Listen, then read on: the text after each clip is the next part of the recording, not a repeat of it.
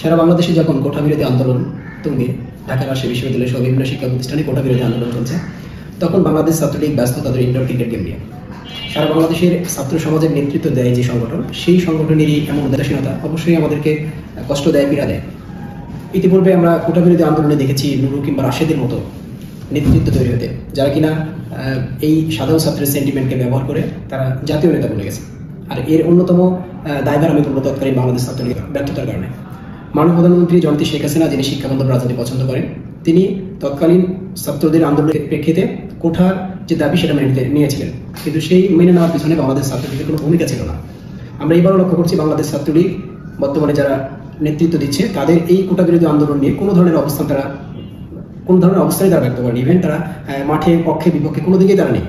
এইরকম একটি জটিল কিংবা গুরুত্বপূর্ণ সময় তাদের যে অবস্থান থাকার কথা ছিল, সে ধরনের কোনো অবস্থান নেই। সাধারণ ছাত্রের দাবির সঙ্গে একমত পোষণ করে তাদের যে আন্দোলন করার কথা ছিল কিংবা নেতৃত্ব দেওয়ার কথা ছিল, সেই ধরনের কোনো কর্মকাণ্ডের সঙ্গে তারা এখন পর্যন্ত সম্পৃক্ত হয়নি। কাজে আমি মনে করি বর্তমান ছাত্রলীগের নেতৃত্বের ব্যর্থতার কারণে যদি তারা আবারও আগের মতো ব্যর্থ হয়, তবে আবারও নতুনভাবে কোনো নুরু কিংবা রাশেদের সৃষ্টি হবে। আর পাশাপাশি মৌলবাদী যে সংগঠনগুলো, যারা আসলে এগুলো প্যাট্রোনাইজ করে, যারা এগুলোর পিছনে কাজ করে, সেই সংগঠনগুলোর আবারও জয় হবে বলে আমি মনে করি। ধন্যবাদ।